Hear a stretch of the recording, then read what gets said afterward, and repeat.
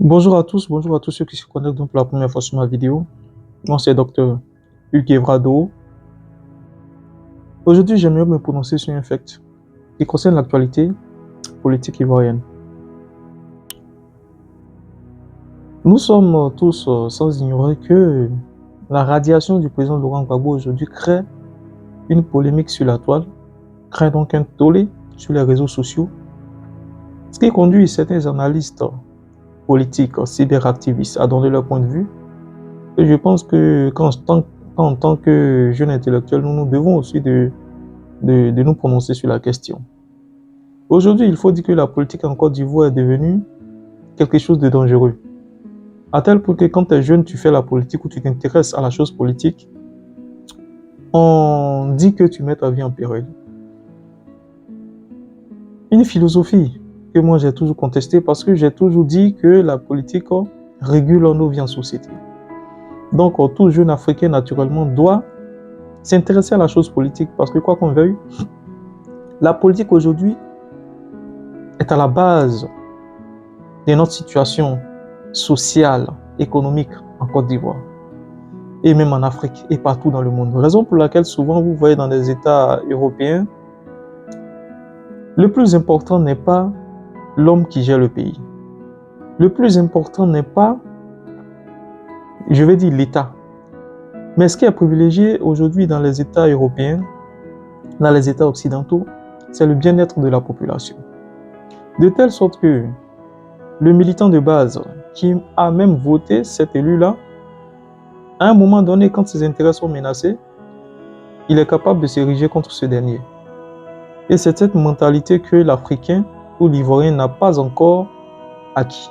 À tel point que nous sommes aujourd'hui dans une forme de culte de la personnalité, dans une forme de fragmentation, je vais dire socio-politique de la société ivoirienne, de telle sorte que quand vous regardez aujourd'hui la politique telle qu'elle est faite en Côte d'Ivoire, vous avez l'impression que chaque groupe ethnique se retrouve au sein d'un bloc politique. Vous verrez que les nordistes, pour la majeure partie, je vais dire, se retrouvent au RHDP. Les occidentaux de la Côte d'Ivoire se retrouvent pour la majeure partie au PPACI, FPI. Les centristes, eux, se retrouvent également au PDCI, RPA. Ce qui rend complexe, je veux dire, la cohésion sociopolitique ivoirienne.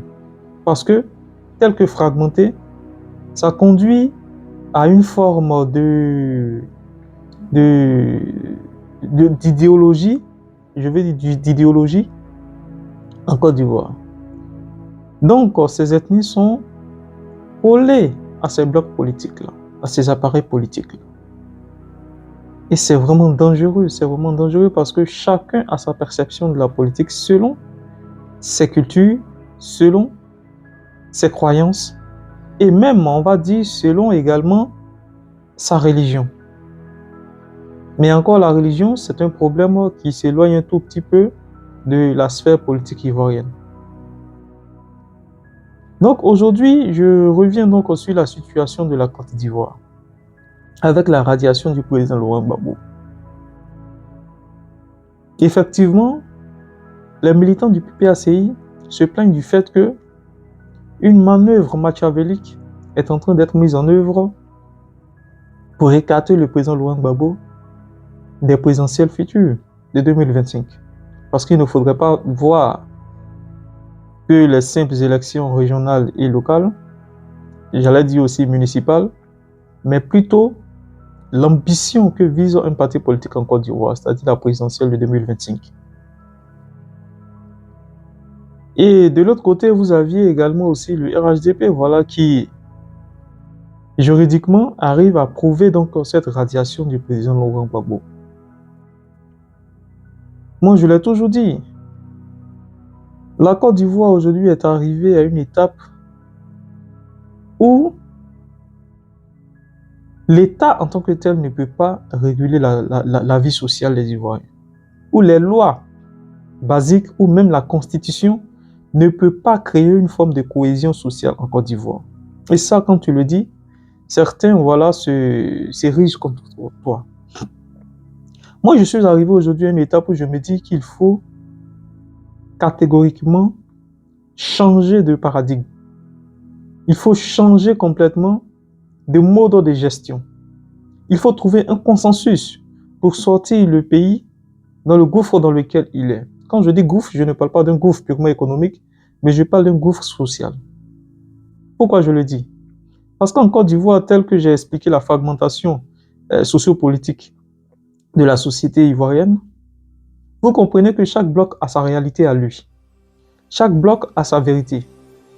Et quand on regarde aujourd'hui ce qui se passe un peu sur les réseaux sociaux, on a l'impression que là, nous sommes également proches d'un 2010 bis. Je suis désolé de le dire, mais quand on regarde les vidéos, quand on regarde les postures extrêmes de chaque bloc, on a l'impression que nous nous dirigeons vers un 2010 bis. Et pour ce qui nous concerne, nous pensons qu'il est temps d'épargner la vie des Ivoiriens. Parce que ceux qui vont perdre le maximum dans ces crises répétitives, ou ceux même qui perdent dans ces crises répétitives, ce sont les Ivoiriens. Ce ne sont pas les dirigeants de ces partis politiques, ce ne sont pas les leaders de ces partis politiques qui ont suffisamment de ressources pour quitter le pays au moment opportun. Mais ceux qui payent, ceux qui s'entretuent, ceux qui s'entredéchirent, ce sont les Ivoiriens. Et nous sommes aujourd'hui arrivés à une étape où je suis d'accord avec Dr Israël Kofi, qui disait qu'il faut penser un nouveau mode de gestion. Et quand nous parlons de transition générationnelle, les gens nous disent que cette génération n'est pas encore capable de prendre le relais. De telle sorte qu'aujourd'hui, on a fomenté dans nos consciences collectives que la nouvelle génération doit avoir un certain nombre d'âges.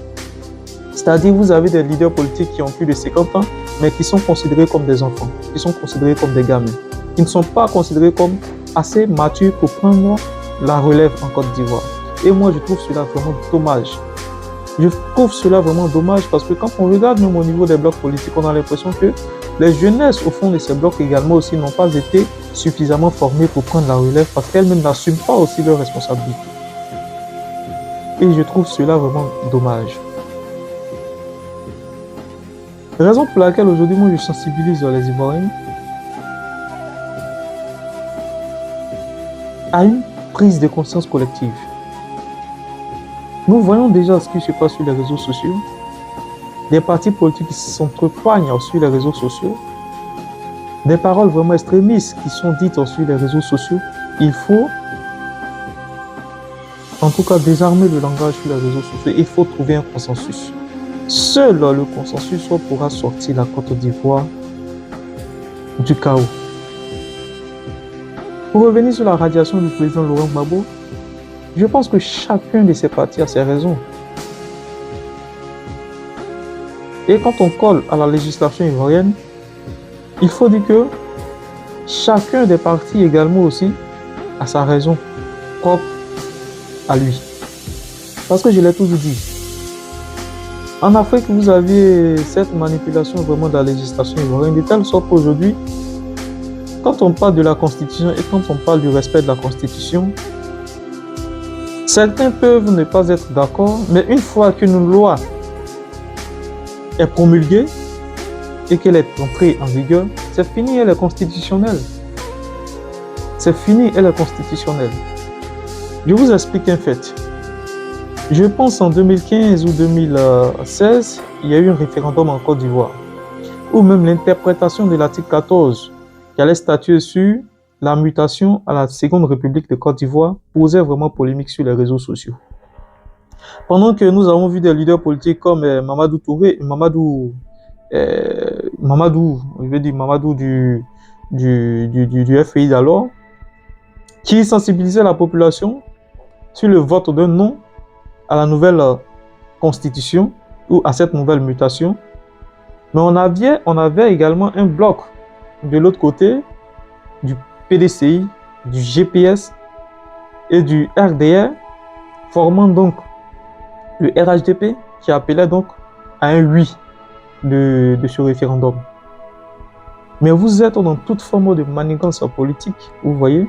Et donc l'interprétation, la lisibilité de cette loi qui allait statuer ou qui allait donc muter à la Deuxième République, on n'était pas aussi clair pour les uns et les autres. Pour éviter cet amalgame, nous avons vu ici Mamadou qui sensibilisait donc sur le vote d'un non donc à cette loi. Pendant que l'autre bloc mobilisait sur le vote d'un oui, et le oui l'a emporté. Et donc nous avons tous muté à la Seconde République. Toujours avec une loi qui n'était pas claire sur je veux dire, la non-prolongation du deuxième mandat au troisième mandat, sur la remise du compteur des mandats à zéro. Rien n'était clair donc sur cette loi, et cette loi-là laissait que du flou. Chacun donc de ces partis avait, j'allais dire, sa propre interprétation donc, de cette loi. Voyez-vous comment est-ce que la politique est gérée en Côte d'Ivoire? Par stratégie.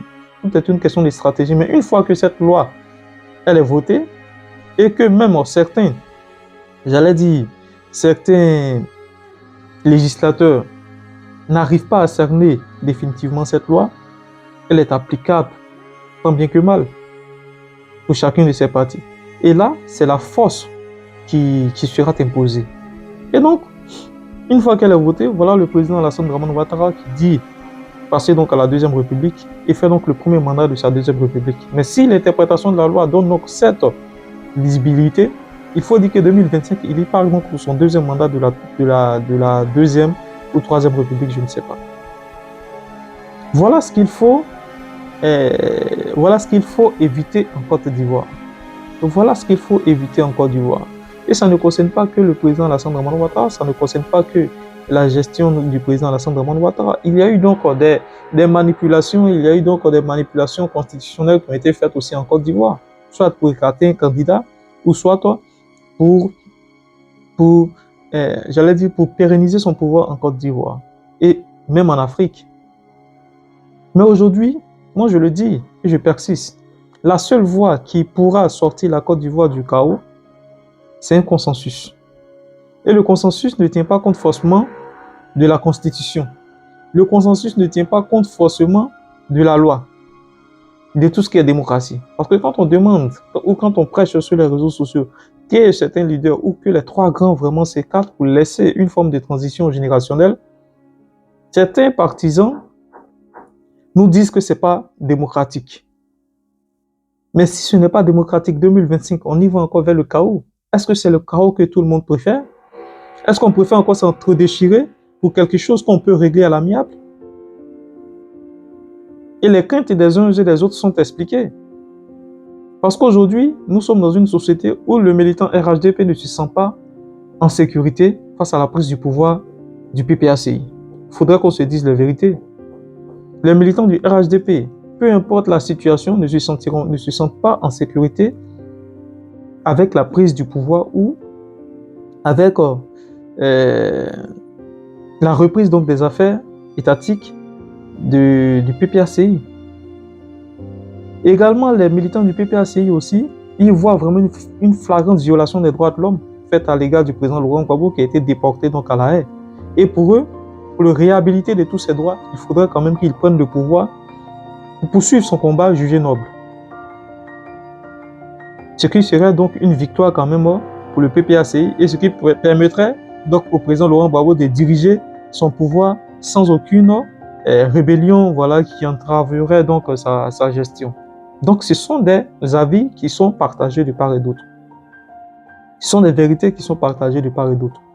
Et tant que nous sommes dans ce postulat, tant que nous sommes dans cette vision des choses, nous n'y arriverons pas. Nous n'y arriverons pas, tout simplement parce que nous avons des positions extrêmes qui sont expliquées sur les réseaux sociaux, même par les leaders de ces partis politiques, ce qui ne fait pas du bien à la société ivoirienne, ce qui ne fait pas du bien à la cohésion sociale et même à la réconciliation nationale. La raison pour laquelle je dis et je prêche encore qu'il faut un consensus. Une transition générationnelle s'impose. Les leaders ou les partis politiques doivent trouver un consensus sur une personne qui doit gérer cette transition générationnelle. Cette transition, comme je le dis. Et nous avons pas mal de qualités en Côte d'Ivoire. Aujourd'hui, quand on cite le président Tidjane Thiam ou les leaders Tidjane Thiam, certaines personnes nous disent ou rappelle encore ses critiques xénophobes. Parce que pour elle, le fait d'avoir exercé à l'extérieur de la Côte d'Ivoire fait de toi un valet français. Sans toutefois connaître l'histoire de Tidiane Thiam. Tidiane Thiam aujourd'hui, c'est une personne quand même qui est, je veux dire, bien aimée de pas mal de jeunes Ivoiriens. C'est un modèle en la matière. C'est quelqu'un qui a eu à faire ses preuves partout dans le monde où il est passé. Commencé par l'Angleterre, par la Suisse, aux États-Unis, au Rwanda, et qui s'intéresse davantage à son pays. Mais aujourd'hui, quand tu évoques le sujet de Tidiane Thiam, certains extrémistes le taguent d'étranger, le taguent de valet occidental qui viendrait encore pérenniser donc la puissance de la France en Afrique. Mais nous disons qu'il faut sortir de ces clichés dépourvus de sens. Il faut enfin sortir de ces clichés dépourvus de sens et connaître les qualités, les compétences, les réalisations de cet homme. Tidiane Thiam a été, j'allais dire, président ou directeur général du BNET avant d'être ministre du Plan du Développement en Côte d'Ivoire, sous Bédié. C'est sous sa mandature qu'a été rédigé les 12 grands travaux de l'éléphant d'Afrique. Et quand on prend le listing des 12 grands travaux de l'éléphant d'Afrique, nous voyons un pan de réalisation du président Alassane Dramane Ouattara là-dedans. Mais qui de mieux que cette personnalité pour quand même diriger pacifiquement donc cette transition. Cela ne met pas aussi en branle les qualités quand même de pas mal de leaders politiques en Côte d'Ivoire, tels que Jean-Louis Billon, tels que nous avons également au PPACI Awa Dombelo, voilà, que j'admire énormément. Nous avons Kone Katina aussi, voilà, qui est brillantissime. Nous avons même également le professeur Michel Gbagbo, voilà, qui est aussi quand même pétri de talent au niveau du PPACI. Nous avons également aussi le ministre Charles Blé Goubé, qui pour l'instant se met aussi en retrait. Nous avons au niveau du RHDP, nous avons Bictogo, nous avons même Mamadou Touré aussi que j'admire quand même pour ses sorties vraiment aussi lucides quand même. Nous avons aussi au RHDP quand même pas mal de leaders qui pourront sortir, même si je n'ai pas la liste complète. Mais tant au PDCI, au PPACI qu'au RHDP, vous avez des leaders qui peuvent quand même prendre le relais. Il ne faudrait pas penser qu'ils ne sont pas assez matures pour prendre la relève. Mais moi, je mise le plus sur Tidiane Thiam, qui pour moi est la crème quand même de l'intelligentsia. C'est quelqu'un qui peut sortir la Côte d'Ivoire de ce gouffre. Parce que la Côte d'Ivoire a besoin de paix. La Côte d'Ivoire a besoin de réconciliation.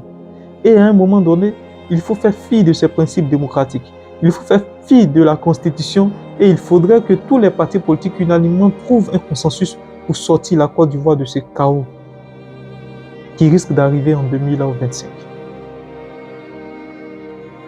Raison pour laquelle aujourd'hui, je presse donc pour une transition générationnelle. Et pour moi, je pense que la jeunesse ivoirienne devrait quand même prendre conscience. Il faudrait qu'il y ait une prise de conscience collective.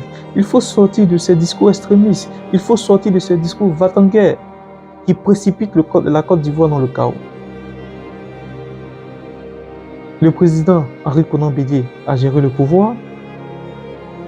Il a eu à faire ce qu'il pouvait faire. Il a été délogé par un coup d'État en 1999. Guy Robert l'a succédé avec 10 mois de gestion. Il a été évincé, on va dire démocratiquement, peu importe l'interprétation qui est faite de l'arrivée au pouvoir du président Laurent Gbagbo, mais il y a eu élection. Après 10 années, Alassane Dramane Ouattara arrive au pouvoir et nous avons tous essayé donc ces dirigeants politiques. Nous les avons tous essayés. Aujourd'hui, il est temps de passer à autre chose. Il est temps d'éviter une autre confrontation qui symbolise ou qui symbolisera donc un 2010 bis. Il est temps que les Ivoiriens s'asseyent et discutent Il est temps que les politiques trouvent quand même un consensus pour apaiser le climat social en Côte d'Ivoire. Je le dis et je le répète. Ce n'est pas que par les principes démocratiques qu'on arrivera à créer un climat apaisé en Côte d'Ivoire. Ce n'est pas que par la Constitution, par les textes et lois qui sont écrits, noir sur blanc, que nous arriverons à mettre un frein à toute cette crispation que nous assistons en Côte d'Ivoire. Parce que la démocratie, elle existe que de nom. Mais dans la pratique, elle est difficile à mettre en œuvre. Elle est difficile à appliquer parce que tous les gouvernants qui arrivent au pouvoir, leur priorité, ce n'est pas l'intérêt du peuple, ce n'est pas le bien-être de la population, mais c'est comment faire pour se maintenir au pouvoir qui est leur préoccupation majeure. Et donc, il est temps que les Ivoiriens s'intéressent à un candidat qui n'a pas que cette vision d'être président de la République. Il est temps que les Ivoiriens choisissent quelqu'un qui n'a pas cette obsession de la fonction présidentielle. Et moi, quand je vois tout ce qui se passe sur les réseaux, j'ai vraiment mal. Sur ce, je vous dis merci et à bientôt.